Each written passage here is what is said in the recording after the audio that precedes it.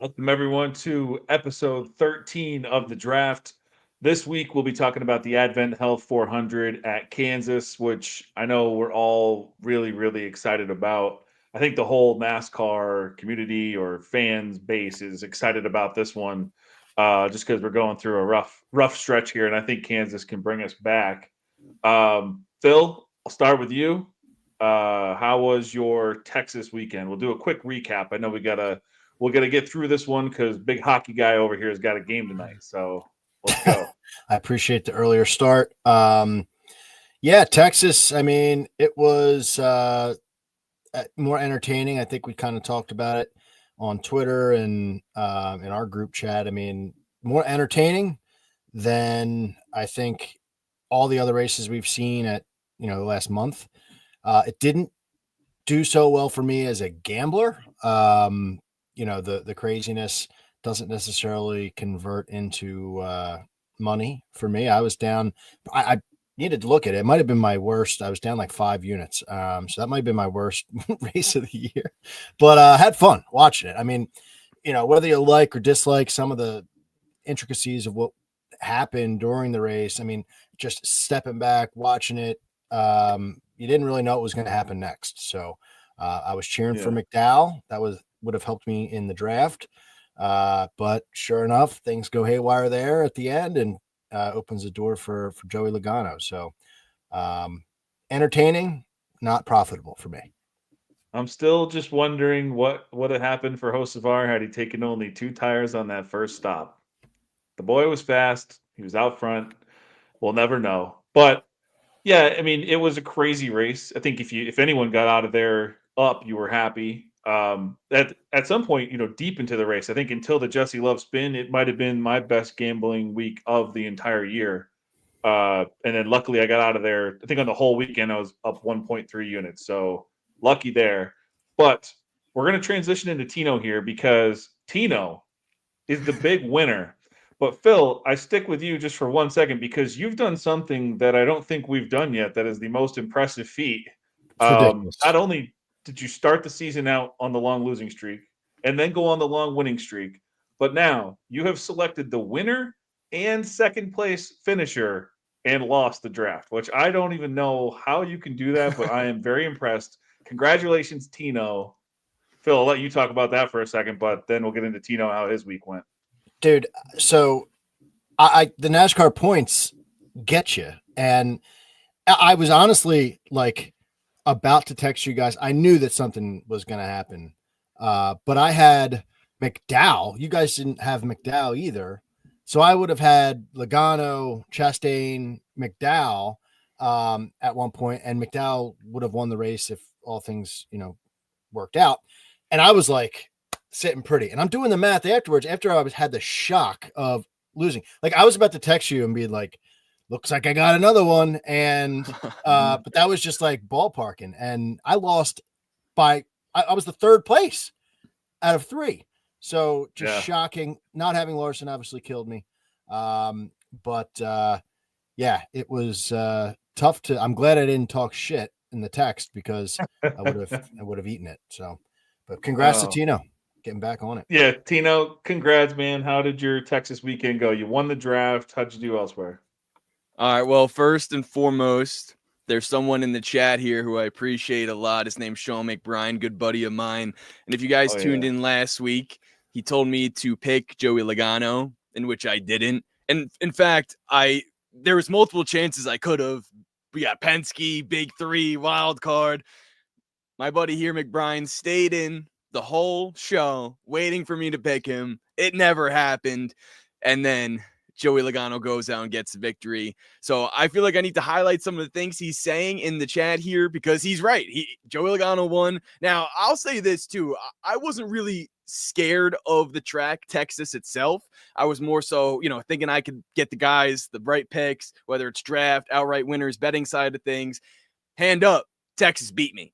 The track beat the drivers, the track beat me. And that's what I feel like when I was watching that race, when Josh Berry was leading, a couple other guys, McDowell, for instance, I had the thought in my mind where it's like, these guys are leading this race, but they're not the leader, if that makes sense. Like, they weren't the fastest cars, and something had to have happened, and it ultimately did. The bumps, McDowell, respect to him too. 2 tires, putting on that show that he did, leading the way in which he did was very impressive.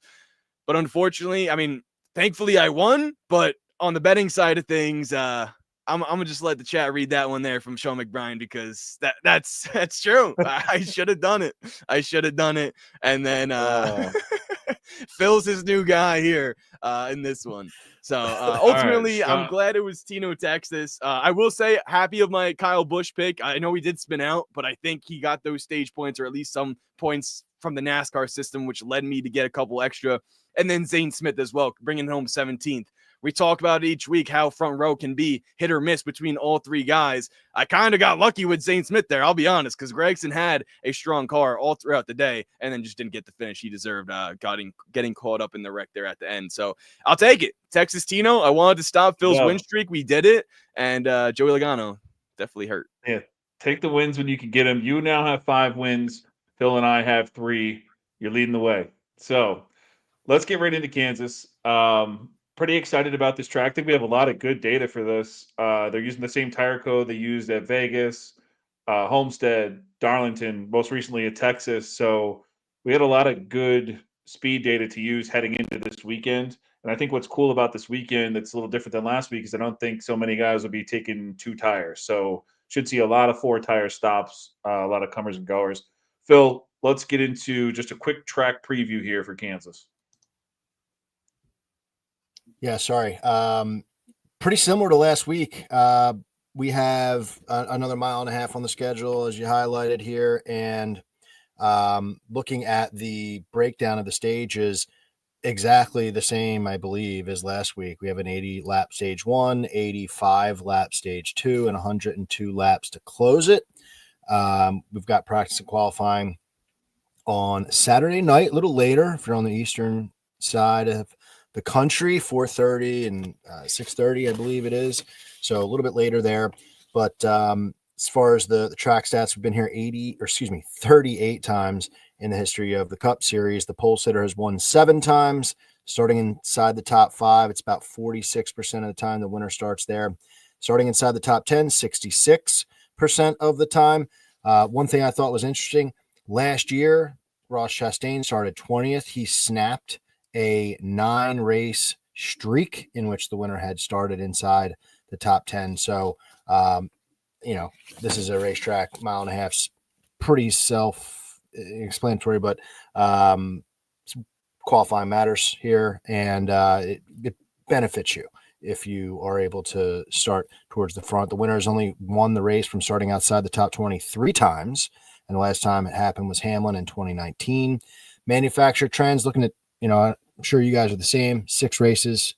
It's nice to have 6 races instead of 3 like a week ago in the next gen car.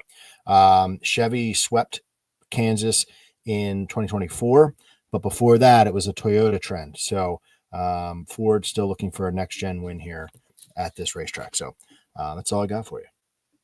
Awesome stuff. If anyone is new to the show, what we do is we pick one driver from the teams that you'll see on the left here. We have 7 teams listed. We have a big 3, which would be another pick from the Hendrick, Joe Gibbs, or Penske camp.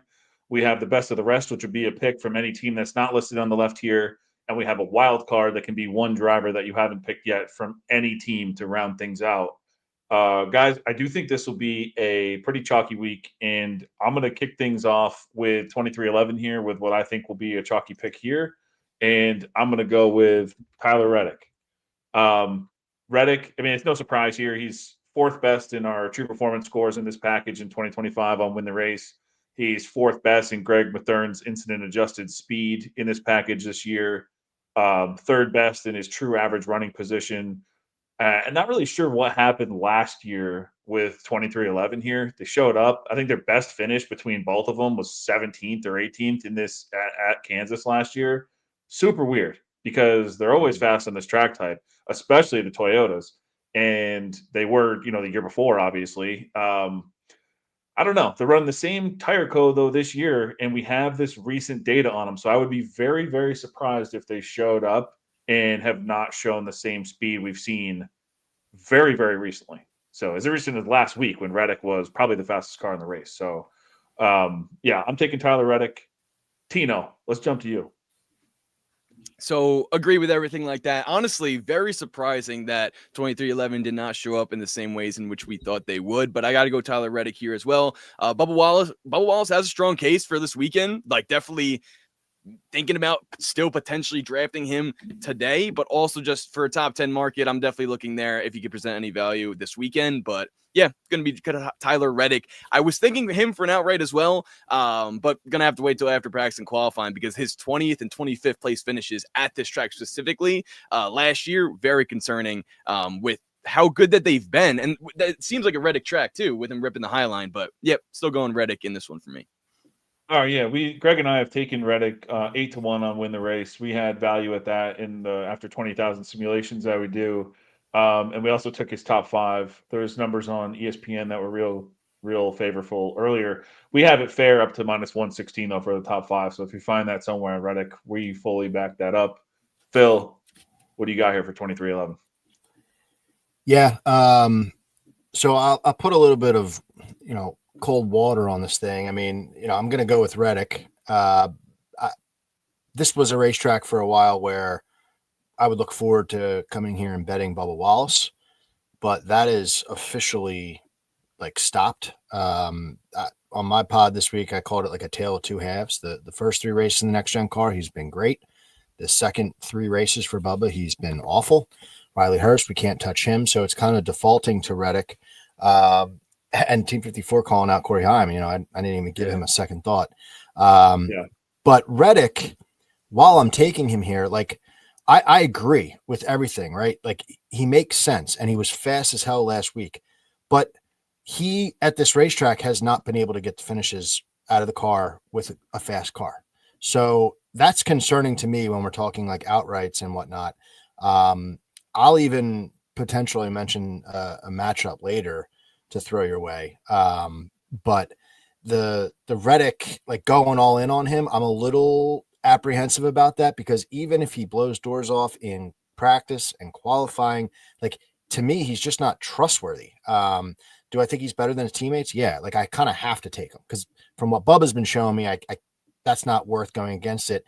Assuming Reddick is as fast as he's shown, and he just gets the finish, then that would be, terrible for me. So I got to stick with you guys here and go against it. I'm just pointing out I'm a little apprehensive of taking him on my betting card. Well, yeah, last year scares the crap out of you, but I'm just with this recent info, that's why we did it, And you got to think too, 2311, I think they won 3 years in a row here. So Kurt Busch, Bubba Wallace, Tyler Reddick. Yeah. So I mean, there is something about it. So that's the 45 team too, more specifically, because Bubba was in the 45 for they switched teams. Yes, remember 3 straight 45 wins. But and here's the thing. They haven't even had a top 10 combined since Reddick won that race a couple years ago. So what happened? You know what I mean? That's what scares me. You're not even in the top 10 as a company since you were ripping the shit out of this place. Did everyone catch up? That's only 1 year. You're only talking about the 2 races last year at that point. Yeah, I guess so. Yeah.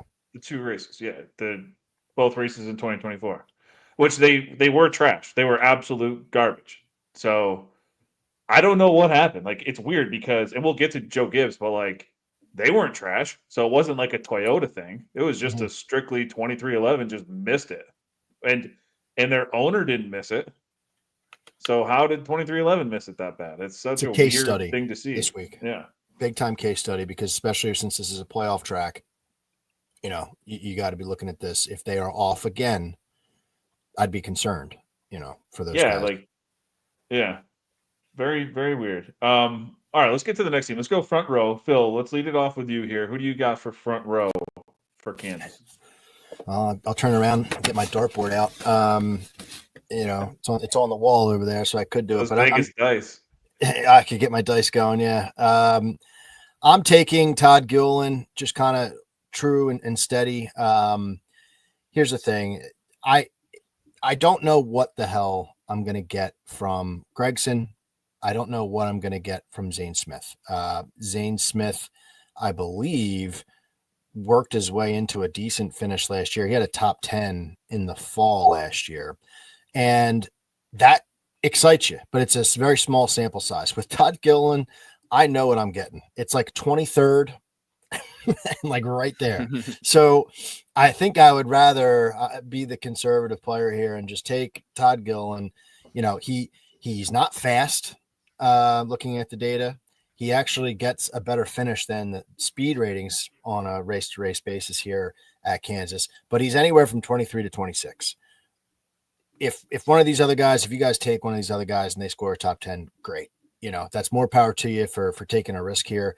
But I just see, I'd rather be more of the flat line than the up and down with those other guys, because I really don't know what I'm going to get there. He performed well last week, Gillen did at Texas, or at least finished well, where, you know, the other two didn't get the finishes. Gregson, he's 0 for 2 pretty much on the mile and a half this year. So that kind of steered me away from him. So I got to go with Gillen. I'm interested to see what you guys have on this one. Yeah, I mean, like you said, get the dartboard out. I really just followed what I've been doing this year. So I have Zane Smith this week. And really it's because of one thing. When I look at his average finish in this package in the 5 races this year, it's more than 5 spots better than both of his teammates. So when you look at that, I just think that's, you know, it's a little more consistent. Did I not have the picks up that entire time? Good looking out. That's right. Hey, I got us. When a 2-year-old barfs all over you right before the show, your head's not really in it all the way. So thank you. I'll get on my game. But yeah, so Zane, and it's really that. It's the average finish in this package in the 5 races, more than 5 spots better than his teammates. It's only 5 races, but that's a decent sample size. I would So say, yeah. when you're trying to find something to pick through these 3 guys, that's what stuck out with me as Zane. And also, too, he was like a top 5 machine here in the trucks. I know that's a long time ago now, whatever, but very good, good runner here in the truck. So he just knows how to get around the track and has a lot of experience here. I like that as well. So give me Zane here. Tino, who do you got for front row? Well, I'm excited for this year because even if we are going to be chalky, it's not going to be with front row. Give me Noah Gragson. Had a strong qualifying effort in this race last year with a 9th place finish to also come like to go along with that. So it's not just he started inside the top 10, he finished there as well, which I like. He finished 9th, and then in the second race, an 18th place finish. I heard what Phil had to say about Todd Gilliland. I agree about that, right? You know what to expect, 23 to 28th around there. But hey, for Gregson, all I need him to do is finish it from 9th to 18th like he did last year, and I got him beat. So this will be a fun matchup to watch between all these 3 guys come Sunday. I love that. Yeah, I love how we're split already. And so with that, I'm going to let you kick off HMS, Tino. Let's go. All right, sweet. This was a no-brainer, Kyle Larson. That's no hesitation. One of his best tracks, especially after seeing what he was capable of doing last year, was special to me in this race, in the spring race specifically there. And yeah, I think this is one of his best tracks. I want to go with other Hendrick Motorsports guys. I potentially will. Keep in mind Big 3 wild card. But I feel like this is a Kyle Larson type of racetrack here. Yeah, I would agree. This might be chalky, as you said. I'm going with Kyle Larson here. One interesting thing to note in the 4 tracks that I mentioned earlier, where they're using the same tire code, the Las Vegas, Homestead, Darlington, Texas, a Hendricks motor has won the pole every single time. 2 Hendricks drivers, 2 Spire drivers. I think Kyle Larson might be due for just an absolute spanking of the field, where he just pulls it and he's just gone. Like, you know, just like in Bristol. So I guess not due because he did it, but on that track, he did it last time, did it this time. It's a short track. I think a 1.5 Kyle Larson spank job might be in play. And I know that I've bet Reddick, and I'm fine with that. And I've bet one other person that we're going to talk about later, and I'm fine with that. Larson's number is at a point where I'm fine taking him like a Bristol situation after practice and qualifying. If I do indeed think he's fastest and can beat the hell out of everybody, I'll take a low number on that and put some more on it and feel comfortable about it. So, yeah, give me Larson here. Phil, what do you got?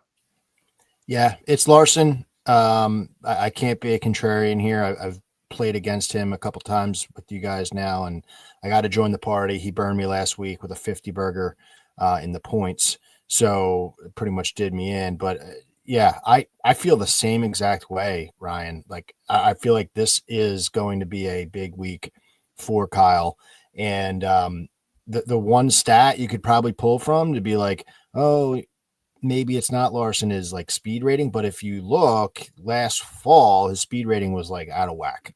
It was like 32 and he had a bad finish. If you just give him like in the middle, give him a number 7 speed rating, because that's the middle of all the other ratings he's had on the other 5 starts here. That puts him in 3rd place speed rating. So like every stat, he is just big dog status. And he does get finishes here. Whereas like last week I was saying, I'm not going to take him because he's fast, but he doesn't finish. Sure enough, he does finish. He's fast and he finishes here. So can't go against him this week. Yeah, you know me. I have all the true performance scores on Win the Race, and he's almost 2 points clear of anyone in this package this year. So that looks at a lot of different things that we deem very important. So yeah, Larson is the man this week. Books know it, but like I said, I would rather wait, know that he's the best, and then is it going to be 3-1? I'd rather just take that then, or even 2.5, whatever it is. Let me throw something out there to you. Like I took Chevy plus 125 for a few units because you get Larson in there. And, you know, if he does just look fantastic on Saturday and his number shoots all the way down, like that 125 number actually isn't that bad. But all of his teammates are good here. And this Chevy camp, like this is a track where we could see someone random, like a McDowell last week. You know, somebody in the Chevy camp seems like they could, if it's not Larson, it will be a wonky driver like that. So that's something that I threw out there and I'm on.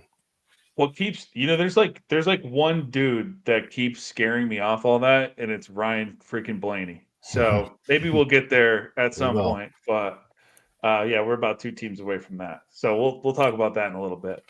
All right, so let's head into Joe Gibbs. Now, Joe Gibbs Racing, they've been the team here. I mean, as far as consistency goes. So maybe these other teams, are getting wins. I think we've actually had, what have we had? I think 6 different teams. Oh no, because we've had 2311. Yeah, no, never mind. 2311's won 3 of them. Then we've had Trackhouse, HMS, JGR. So if it ain't 2311, it's going to be someone different. I don't know. I think here, who do I got here? Joe Gibbs. I'm going to have to go with Denny Hamlin. I'm between a couple guys here, so I'm very curious. I know we talked about this last week as well.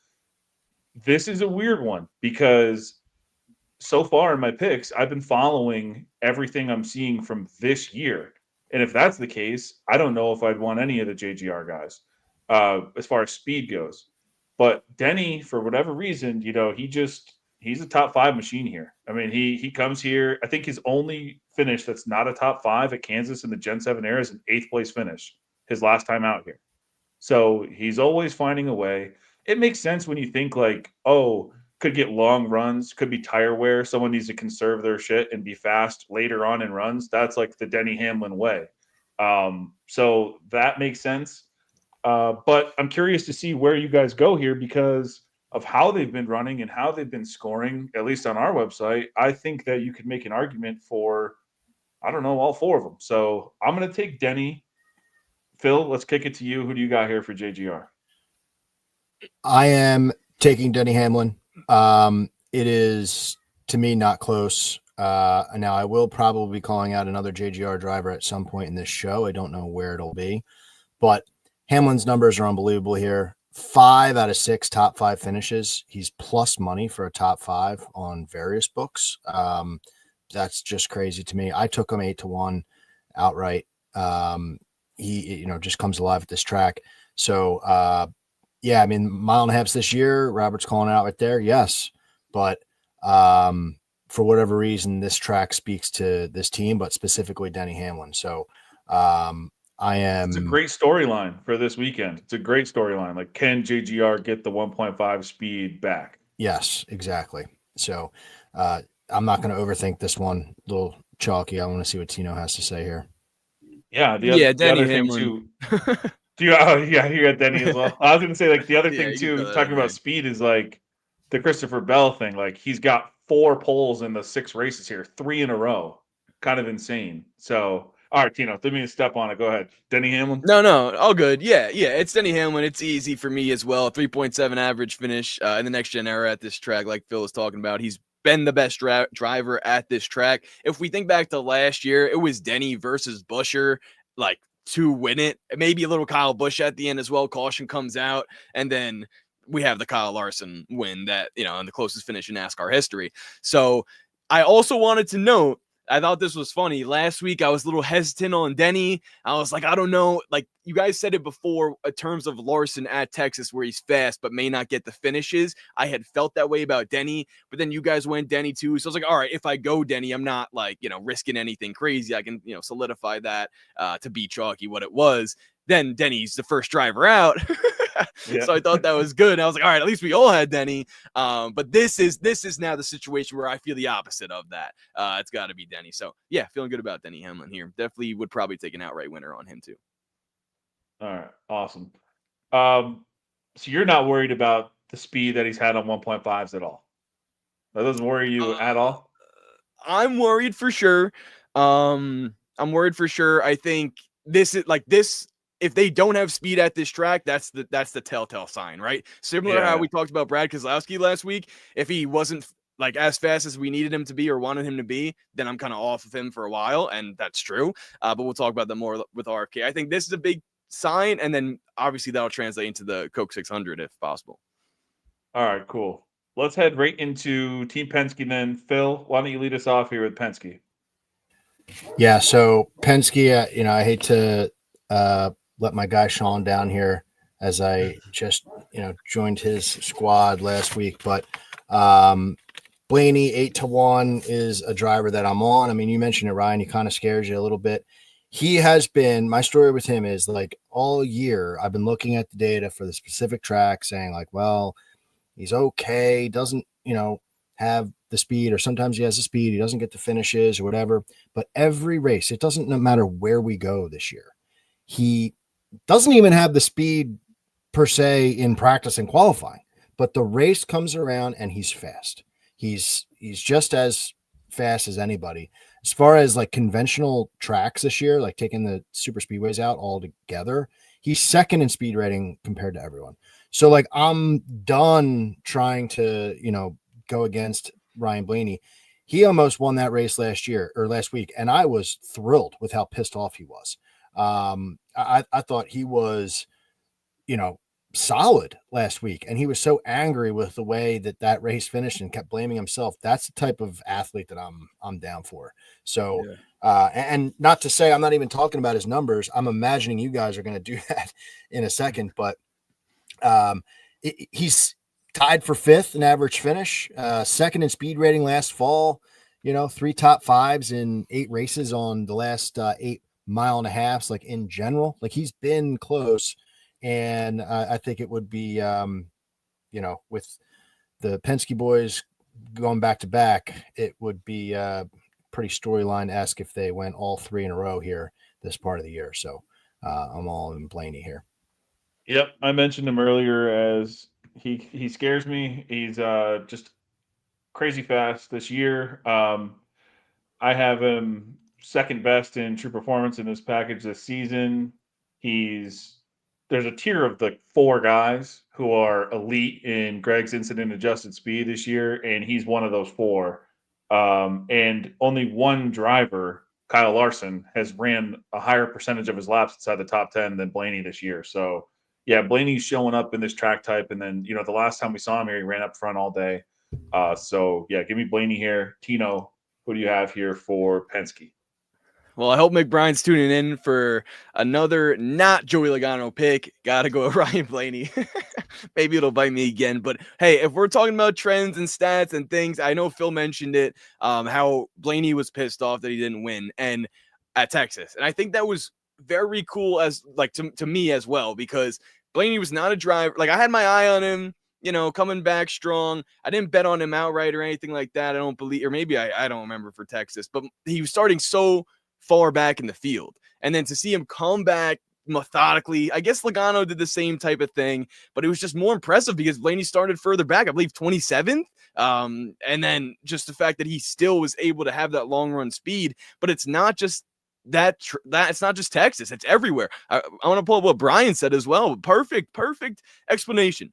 None of Blaney's past races matter this season because he's just always been the fastest car. And I can't even really say fastest car. I want to go ahead and just say fastest driver. The best driver when it comes to passing people, finding different lines to run, getting the most speed out of his car on a long-term run, handling his tires, handling his equipment. And we all know his pit crew hasn't really been up to par in terms of the big drive, in the big three here, that box we got. Hendrick outperforms. JGR is the best every week. So all those things considered, it has to be Ryan Blaney, and I'm really hoping this is the week they can put it together.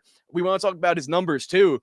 It really hasn't been a track where you say, like you've mentioned it, Ryan, where he's always running up there, but maybe some of the finishes have been outside the top 10, right? Well, to me, I think at least for me, when I look at stats or do some data for each and every race weekend, this could have been one where it's like, oh, Ryan Blaney doesn't have the finishes here, and then maybe lay off him. I think if you're thinking like that, it can bite you.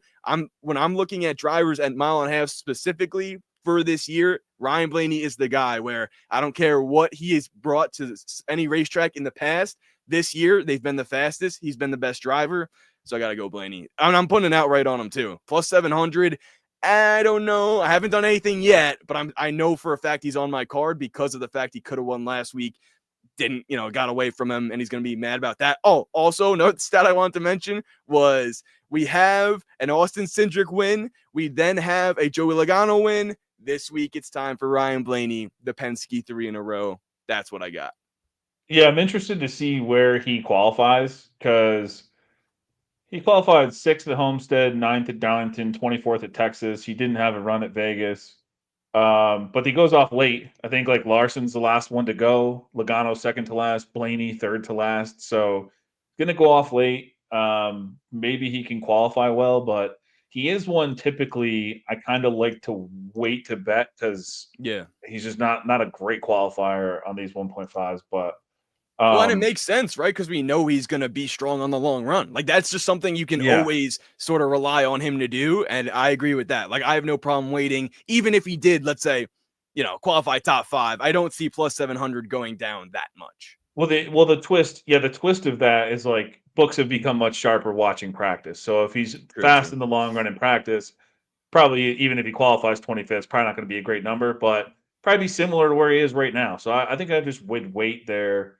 One thing I love that you said though, because when you're watching a race, you find yourself saying this, at least this year when you're watching Ryan Blaney, is the different lanes. And that's one thing that's different between Kansas and Texas is that Kansas, you do have many different lanes. So at some point in the race, you're looking and you're seeing Blaney pass guys on the bottom when no one can do that anymore. And you're like, holy crap, he's on the, and the announcers can't believe it. And it's he does that stuff. He's that guy. So he can run high when he needs to. He can run the line when he needs to. I really like it. So full Blaney sweep there. Big 3 is where we can shake things up a little bit. But I do apologize because I'm going pretty chalky here. I am going to follow what we've seen so far. I'm going with William Byron for my big 3 pick here to lead it off. He's not a dominant track for Byron by any means, but he does have a few top 5s here in the Gen 7 era. But he's in that top 4 tier guys that we mentioned already. We started out with Reddick. Then we got to Larson. Then we just talked about Blaney. William Byron is the other guy in that elite 4 when we're talking about speed in this package on this tire this season. He's the only driver with an average finish inside the top 10 in this package this year in those 5 races. So, Mr. Consistency, great pit crew. Give me William Byron here. Phil, welcome back. Hopefully everything's all right. Sorry about that. And who's your big 3 pick? I'm going to go a little different. I'm taking Alex Bowman this week. And a couple reasons for that here.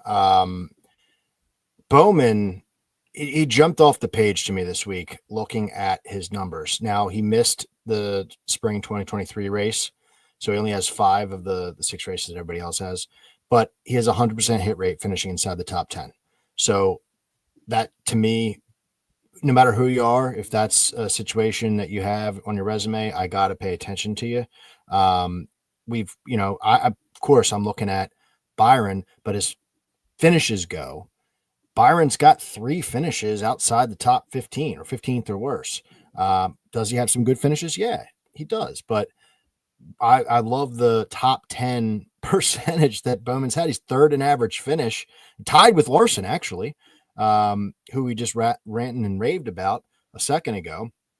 And, it's not like this is something that's like totally out of left field. Like his speed rating's been there. He, the 2023 did survive a little bit of a bad speed rating, but last year he was 4th in the fall as far as how fast his car was. And when we're looking at, again, I mentioned that conventional racetrack speed rating from 2025, like this year. Not all mile and a halves, I understand that, but just like who's got speed. The driver, you took Byron, who's at the top of that list, okay? But if I'm excluding Byron because of his resume at this racetrack, we're looking at Blaney, Larson, Reddick, Hamlin, and then Bowman. Berry, actually, I skipped over there, like 1-2 there. So Bowman's right there as far as like just general speed this year, needs a finish. So I'm going a little off the beaten trail, but I think there's reason for it. And hopefully it doesn't bite me in the ass this week. Yeah, there's only 5 drivers better than him in incident adjusted speed in this package in the 5 races this year than Bowman. So he's right there. He's like knocking on the door of that elite group that I talked about, the elite 4. There's a next tier of like 6 or 7 guys, and he's definitely one of them. So I gave a long look to Bowman this week as well. I love that pick. Tino, who do you got here for your big 3? This is an exciting big 3 as well. Before I get to my answer there, Robert did ask, practice more important this week since it's not in the morning? My first instinct is going to say yes, because I feel like that'll be closer to race conditions. But what do you guys think? Yeah, I think it's just sunny and beautiful for both practice and qualifying and the race. So should have some pretty good data to go off of. Sweet. All right, but for my saving all the rain for the Coke 600. yeah, good point. Oh, the classic. But I got to go with Chase Elliott in this one. So we got a little Hendrick Motorsports action here for the big 3. Now this is something that I needed to sort of convince myself to do because although Chase Elliott's past 3 finishes at Kansas, 9th, 3rd, 6th, he was looking to be in contention to win this race last year. I mean, when all 4 cars were coming to the line at the end, Chase Elliott was one of them. It was him, Truex, and then Buescher and Larson there at the end. And Chase Elliott ran inside the top 5 to 10 all throughout the day there at Kansas last year. But the only thing that really scares me is his performance on the mile and a half this season. They have not been good. We're talking outside the top 10. His qualifying and starting spots have been kind of bad recently. So that kind of hurts him because we're not seeing him climb up the field at all or anything like that. But if he can start inside the top 10, I believe he can finish there. He is Mr. Consistency overall, especially at this track like I've seen. Then, boys, I mean, am I crazy on Bet Rivers, Chase Elliott top 10 plus 100? You're not crazy. I took that last week and midweek, and it bit me, but I don't think you're crazy. As a matter of fact, I gotta just say, I don't like Elliott at all. I think he's just so slow right now. It's so slow. When he has good finishes, it's like all luck or strategy based. I just think he's slow. I don't know. I can't find one thing besides, our guys average finish. That does matter. It does matter. And his super fast pit crew, that does matter. Yeah. But like, I don't know. When you're talking about like raw speed, he's like 15 to 20. So like I don't know, man. I'm not a fan. But I can't hate because he always gets these finishes. It's a Hendricks car. It's coming to a place he's really good at. What am I? Big Ross Team 54 with you too. Hey, you got supporters in the chat. I'm on the opposition though. I think if you got a fast pit crew, you have enough speed to get a top 10. But you are right, because he's not getting on the mile and a half. Like Darlington, he finished outside top 10, I think. Same thing with Homestead, if you want to, if you want to include that there. So it's like these tracks where we would assume he would be good at speed wise, as similar to Bowman and Byron and Larson. He's the fourth best car. So I could agree. But, Phil, what were you about to say? I was going to throw something out there to you that I'm on, which is a head-to-head with Chase. And, I see the chat. I hear what you're saying, Ryan. He's just somehow pointing people to death, and that needs to be valued in some way. I like him over Bubba Wallace this week. He is, like I said, the tale of two halves in this next gen car. He's 3-0 against Bubba. In the I can get down with that. I said earlier this week, I think, and Tino, didn't you say it? We're done betting Bubba, or you said it. Done betting Bubba. I'm done betting Brad personally. We'll get there. Oh yeah, that's true. I think Phil said it. We're done with Bubba. So Bubba has one top 10 in this package, even though he's like top 5 in speed. He just can't finish. So I see where you're going. I don't mean to interrupt. Keep going on your point. I'm with you. He's 3-0 in the last 3 races here. He's 2-0 on the mile and a half this year, and that's with a poor, performance from Chase and the strategy play last week as well. So to me, that minus 115 number, like if you were going to bet something, Tino mentioned the plus 100 for a top 10. I was fully convinced last week that was a perfect bet, and it wasn't. So if I could just take him to beat one driver and it's someone that I do not trust, like that's where I'm going. So I might tell you on that. That is everything I've said this week. Is I tried betting Bubba. It was not fun. I am done betting Bubba. So not doing it anymore. All right. Let's go right into RFK. We'll get out of the big three here. Talked about them for a while. RFK, I think this is going to be pretty chalky here. Phil, why don't you lead the way for RFK? Yeah, it's Chris Buescher. I can't take Keselowski anymore. Buescher finished second in this race in the spring last year, finished 11th to back that up in the fall. Before that, he hasn't really had much success as far as like finishes go, but his speed's been kind of mid-pack. But that spring race last year, he was onto something. And if you're looking at the numbers, Buescher is like close to Brad, but I can't trust Brad anymore. Like I can't do it. I saw Big Ross said he's this year's Truex. Perfect analogy. Like perfect analogy. I have not put that together yet, but now I will not be able to forget that.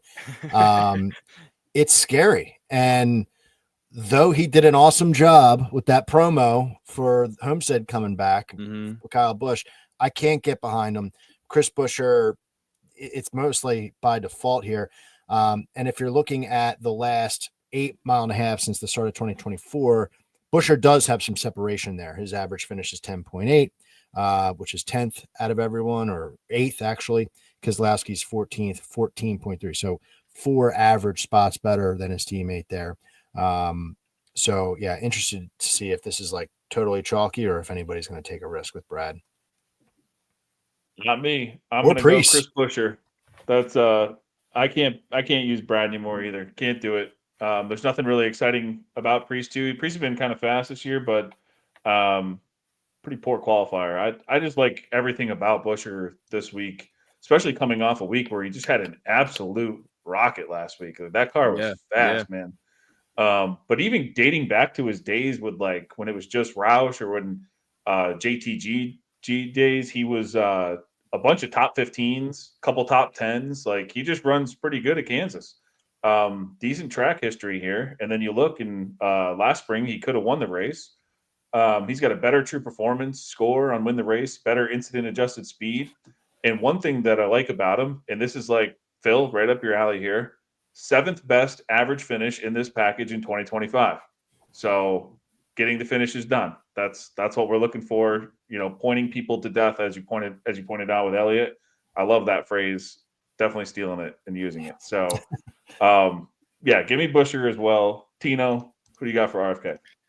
3 for 3 with Chris Buescher. I'm going to go back to saying how just out I am on Brad. And I didn't want to be that way. I really wanted him to get a top 10 or have a strong run at Texas, a track that he was one of the best drivers at overall in this next gen era. So that way, when the Coke 600 rolls around, I can pick Brad, bet on Brad, feel comfortable doing so because he was really strong in that race last year, which would make me think he would be again this year. But after he's done it to us, just like I'm pulling up the Big Ross once again, because Big Ross throughout every race last year, I feel like that was our ongoing joke with our shows, was that we were on Truex, he was on Truex, and it just never worked. And I don't want us to feel that pain again, Big Ross. I just can't go through it. I've been on Truex again for the Daytona 500 or whatever. Like, I got to stop. I can't do it again. So for that case, Brad Keselowski, he has to prove it to me this year, and like multiple times, and that's the thing that hurts the most.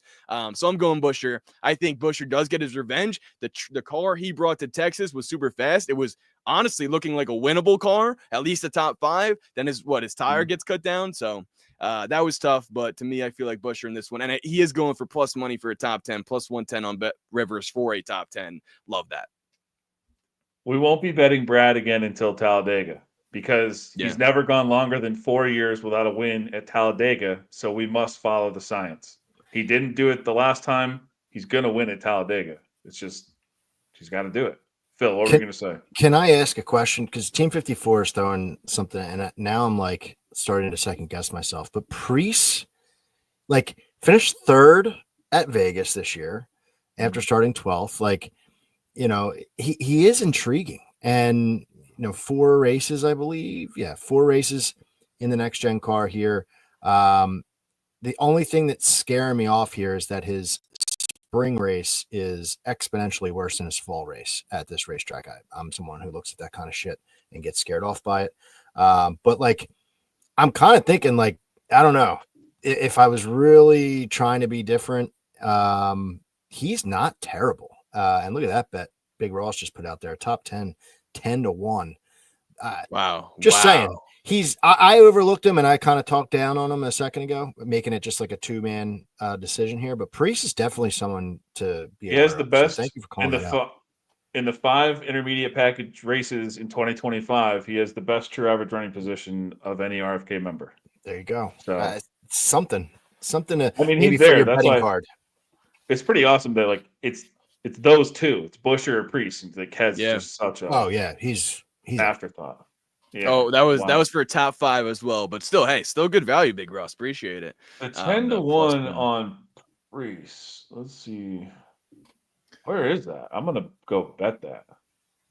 Bet US, but he did FanDuel? mention That's a top 5. Top 10's plus 280. He's saying on. Okay. US, I believe. Yeah, for a top 5. But hey, still appreciate it. That would be a mistake line. Yeah. Preece, though, it has. I think one thing I wanted to throw out while we were talking about him real quick was after Talladega, he was 14th in points, I believe. And then he got the penalty, moved him all the way down to 18th. So Chris Buescher's in 12th in points right now. Preece is that guy. Like, he's a consistent guy. He's running up front, getting top 10s. And then the fact that he is fast on these 1.5 miles. I remember he said it after Vegas, like, oh, I'm going to have fun this year because we can be fast at 1.5 miles, a place where they just drastically were not last year, at least for him specifically. I think that's a huge point that makes him a complete driver at this point now. Yeah, Stuart Haas went through that one period where they were just the laughing stock on 1.5s. They were all like 30th place. All right, we got to get Phil out of here in 10 minutes. Let's go through Spire here. We have 20 minutes. We're fine. I'm good. We'll be all right. 15 minutes. 15 minutes. All right. All right. So let's lead into this guy who broke my heart last week. Carson Hocevar. That's going to be my pick here for Spire.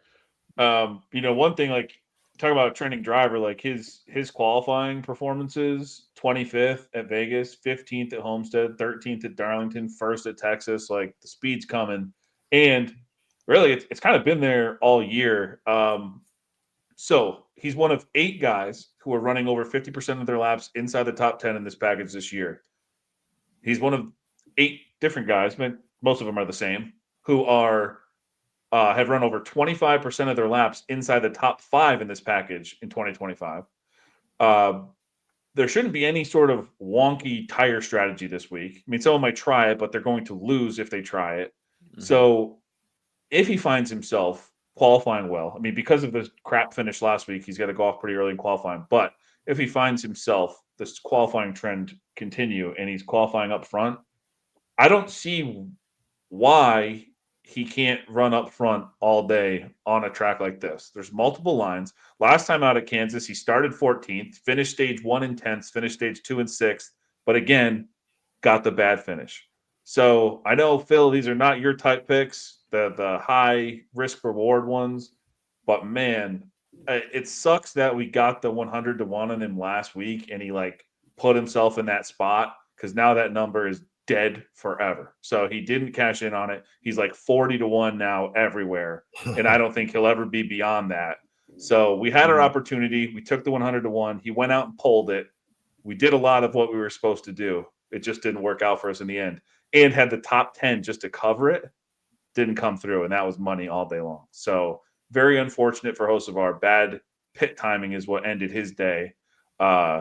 Well, before other stuff ended his day, but was the bad pit timing that put him back in the pack. Give me Hocevar here. Let's go to Tino. Tino, who do you have for Spire? Well, I was going Carson Hocevar as well, but keyword is was. After taking a look back, I mean, looking at the board too, I think I do want to change things up here. I think this is the spot to do it because I think this may not hurt me as bad as, if I would have changed something in RFK or Hendrick or anything like that. I will say, my boy. I'm taking your boy. Yep, you called it out, Michael McDowell. I'll do the flipperooski on you, and I think this is a prime position where we're thinking Hocevar for good reason. Hey, Team 54 said it too. He should be the pick every week. But then I read the last part. He can't get out of his own way, and that may be him, sure, but also the pit crew. I don't really trust that pit crew now. For McDowell, after last week, I know there was a 2-tire stop that got him up front, but I was really impressed with how he was able to have that speed on those 2 tires. I don't see him doing anything like that again, but going to a similar racetrack, having a car that was fast, and I can see him potentially getting a high starting spot in this one like Michael McDowell does every now and again. So give me him. And one thing that I wanted to note is he did get a top 10. He finished in 10th in this race in the spring last year, which is way better than Hocevar or Haley has gotten in their careers. Oh, you picked my boy. That's all right. Phil, who do you got here for Spire? To me, it was Michael McDowell, no doubt. Oh my God, the double whammy. It's a double whammy. I think McDowell's going to win the pole. There you go. He won the pole at Vegas. And he started 5th last week. I think they got a taste of there were leading those 19 laps at the end of that race. There were guys on that team that were thinking like, we're going to the playoffs. Like, this is awesome. And they have to make an adjustment to the way that they're running, the races. He had said like, oh, it's when, we're not gonna be able to point ourselves. No, I think he's got that reality check and they have to worry about points now. Like, if he didn't make that bonehead move, like, he would have finished 4th or 5th and had a really good points day and put himself in position. So I think he's going to start well. Like I said, I think he's going to win the pole. So you get me out front there. Tino said he finished 10th last year. That's really all there is to write home about for his finishes here. A 16th in the fall of 2022. I don't know what that does for you. But these Hendrick motors, coming over to this team, getting a hold of the Hendrick motors where they've won the last 2 races here at Kansas. I just think this is a good situation for McDowell.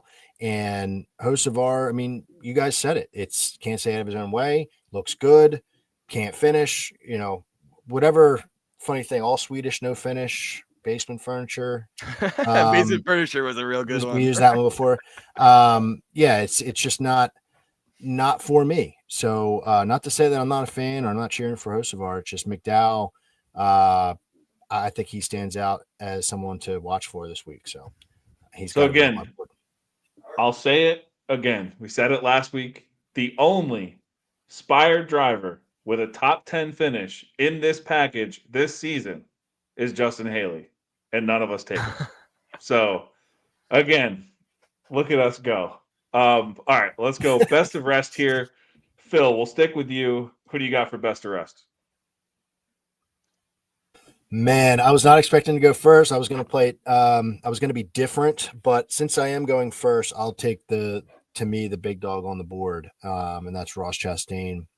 I think in the chat, I think it was Big Ross that was saying like his car was just dog shit, and he kind of lucked into that finish last week. That's correct.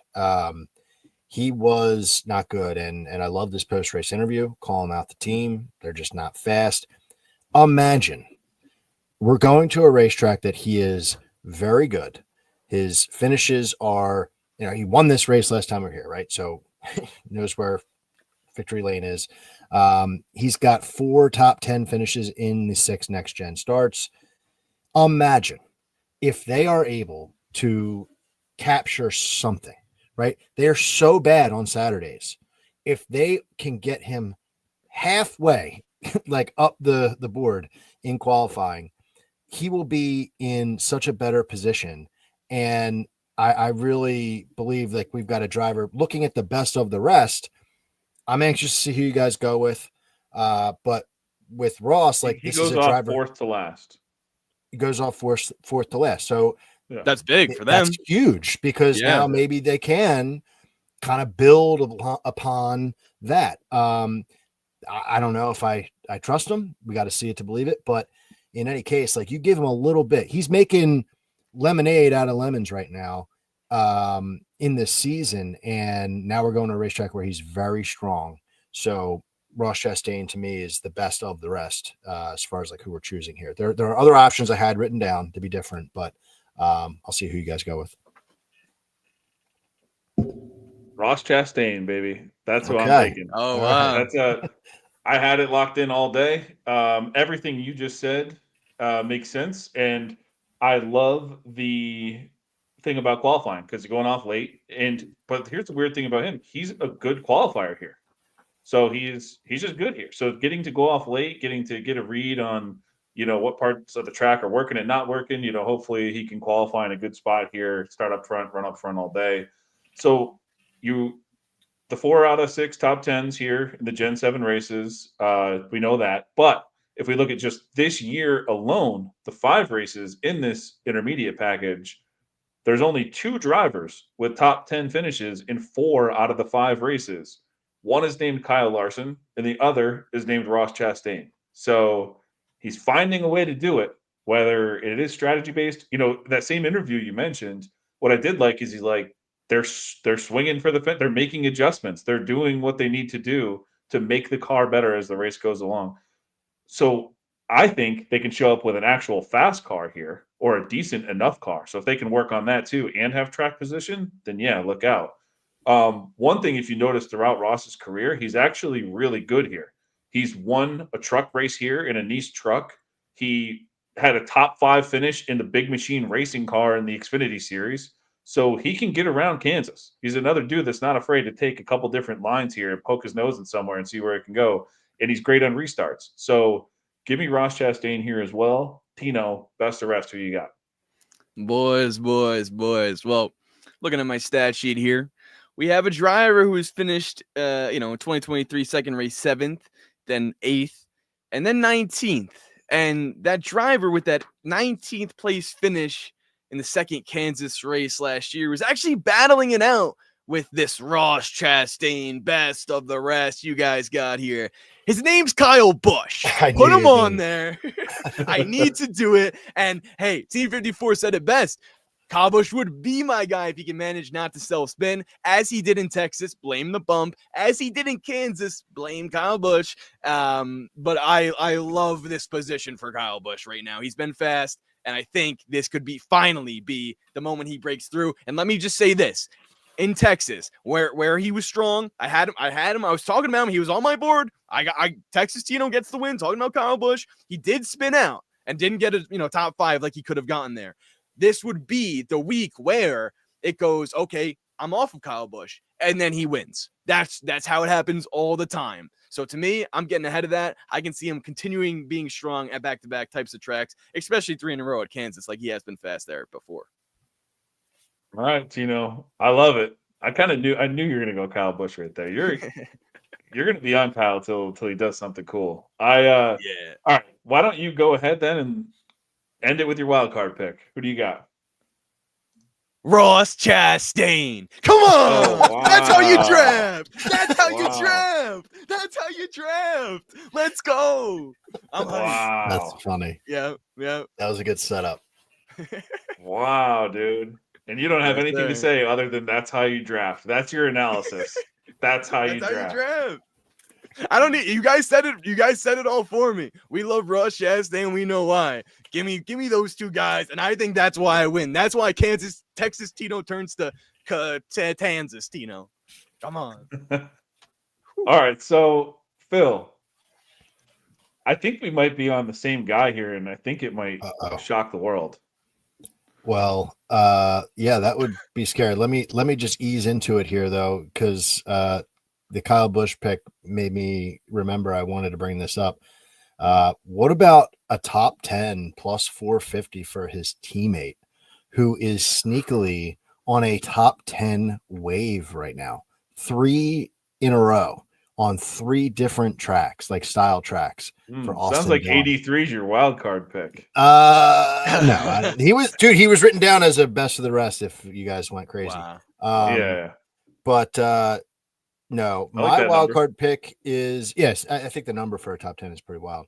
My wild card pick, get our boy up here from the chat, Team 54. Yes. We're taking Ty Gibbs in the wild card pick for this week. And that's mine too. oh So, man, I really thought I was going to be different there. No, that's what I said.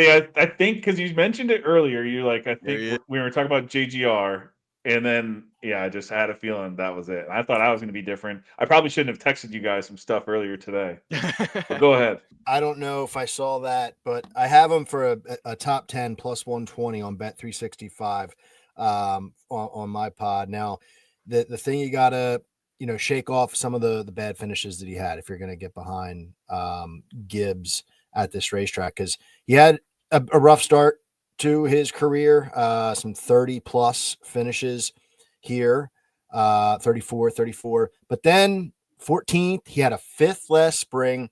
He has a speed rating here on average of 12th compared to everyone else. He's got 3 for 5 top 10 speed ratings. Like, so he has general speed here.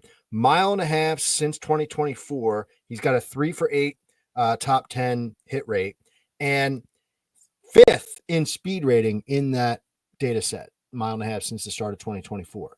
So the point that I'm trying to make is one that Brian's probably going to, finish out here for me is he's had speed. I feel like we've been looking at him perform well. He had a rough start to this season, but he's got that momentum. Was fast last week. I really thought last week he had a good chance out of here. But I think we're going to re-rack him and stack him. Gibbs is going to be a player this week and definitely want to watch. So I have him for a top 10. I thought I was going to be different here for a wild card pick, but I like him on my roster here. Yeah, man. I got to go with Ty as well. Like I said, for everything that you just said, I had him as the 8th best car last week, better than all of his teammates at JGR. And one thing that I loved about him as well, which is a sneaky thing, this team back-to-back #1 ratings in my 4-tire pit stops. So this pit crew is just firing on all cylinders. We know they're fast anyways. I think, was it last year or the year before? Didn't they win the pit crew challenge in the all-star race? And it might have a few different members now or whatever, but I don't know. The JGR pit crews are all on fire all the time. So yeah, give me that. And there's one, I pulled up a graphic here because I tweeted out earlier. There are, so 2025, Las Vegas, Homestead, Darlington, Texas. Those are the races that we're looking at. Same tire, and it's all recent data from this year. Only 2 drivers have improved in true performance score in each race. Chris Buescher, who we all took, and Ty Gibbs.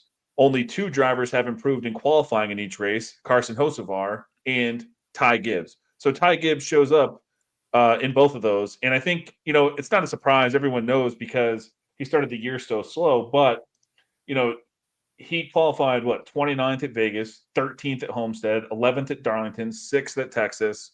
Like, he's coming. And then you saw that crazy speed he had at Texas at times. And then you look at how he performed last year at Kansas. The last time we saw him here, he was one of the best cars on the track. Qualified second, finished stage 1 6th, finished stage 2 second, finished the race 5th. So, I mean, that's up front all day long. And JGR is really the team that I think is super, super consistent at Kansas. So you have a teammate, Denny Hamlin, who's one of the best racers at Kansas of all time. So just give me Ty Gibbs here. I don't know if he can win it, but I think he's going to be running up front. He doesn't go off in a great qualifying. Yeah, he's like, I don't know, going off early 20s. Or no, he's going off 16th. So yeah, he's got 20 guys after him. But hey, I think it was mentioned earlier too by Brian McDowell. When he qualified at Vegas and won the pole, didn't he go off early? I thought he had a crazy stupid time and then everyone was trying to beat it or something. I can't remember that. But either way, we'll look that up. But yeah, give me Ty Gibbs. Does anyone have any bets or anything that you had forgot to mention? I know the other guy that I bet with Reddick to win was Byron. And that's because, Byron to me at 8.5 to 1, he's going off, there's only like 5 or 6 guys qualifying after him. So he's going off late. He's a great qualifier. He's the number 1 qualifier on those 4 tracks this year. He's qualified 8th, 5th, 1st, and 2nd with an average qualifying position of 4. The only other one with a position better than 10 in qualifying in this package is Austin Cindric, who's qualified 3rd, 8th, 6th, and 3rd. So just something to consider for those throwing out some qualifying bets this weekend.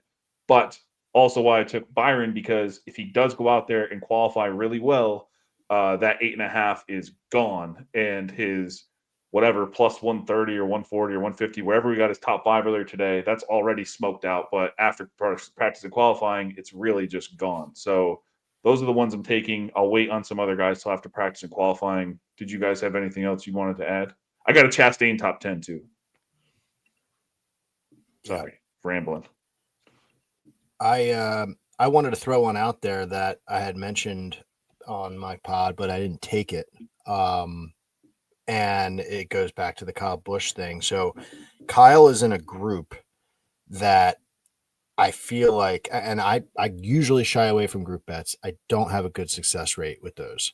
But on Caesars Group D, he's plus 240, and he's going up against the aforementioned Brad Keselowski, who we are big time down on, as we mentioned, Hocevar, who Ryan took in this, but we made the point like he hasn't been able to finish, and Austin Cindric, who is like complete unadulterated dog shit at this racetrack since the start of 2023.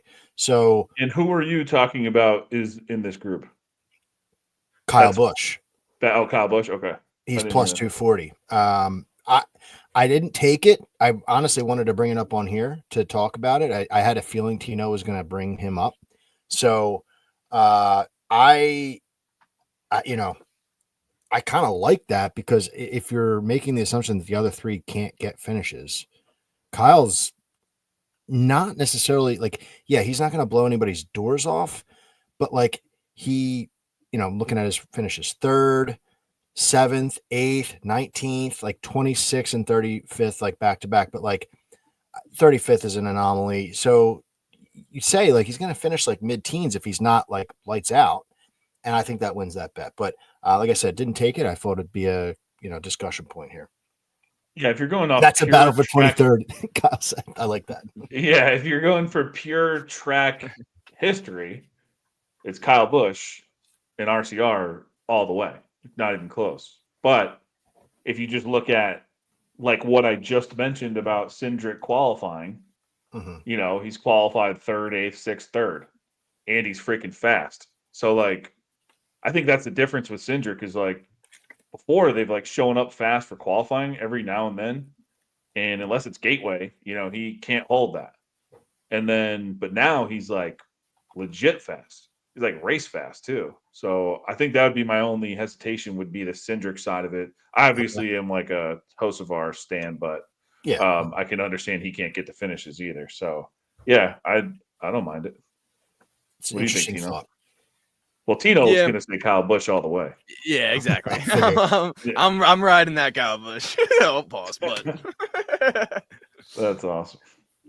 Kyle's weird too because he qualified 4th at Vegas, 22nd at Homestead, 8th at Darlington, 26th at Texas. He's just like Jekyll and hiding. It's weird. It is weird. But that's like, the last 2 years with him. So, all right, boys. That was a fun show. Thank you for everyone chiming in the chat, making it a great night as usual. Really, really appreciate it. Phil, why don't you tell everyone where they can find your stuff, and then we'll let you get to your hockey game. Yeah, I appreciate it, Ryan, Tino, and everybody in the chat. This was another great week. You can find me at Full Tank Phil on Instagram and X, and the name of the pod is Full Tank with Phil, wherever you get your pods. I won't have an episode next week for the All-Star race. I don't do All-Star race episodes anyway, but I'll actually be in Myrtle Beach golfing. So I'm not sure what we're doing for the show, but this is breaking news to you guys. I won't be around. We'll be off All-Star Week. No show off All-Star Week. Okay. Well, appreciate it. Yeah, there you go. Done deal. But yeah, thanks a lot, guys. And excited for this one and excited for getting back at it with the Coke 600. Awesome. Tino, where can everyone find your stuff? Yes, sir. Yes, sir. I thought this was a great draft. Not only is Kansas one of the best tracks on the schedule, but to see some of the matchups we got, Kyle Busch versus Ty Gibbs, the Hendrick guys, McDowell Hostvar, and then another big one that I was looking at was all the front row guys. That's going to be really exciting to watch. You can find me at Tino, PATTIGNO. Watch me on TV, listen to me on SiriusXM, NASCAR Radio, and Tubi on Friday mornings. Be on some other shows as well, so stay tuned to that all throughout my social media. I'd love to run through the whole list here, but we got to get going, so I'll just say Team 54, Robert, Big Ross. I'm doing it anyways. Oh my gosh, Kyle, Brian, Sean McBrien was there.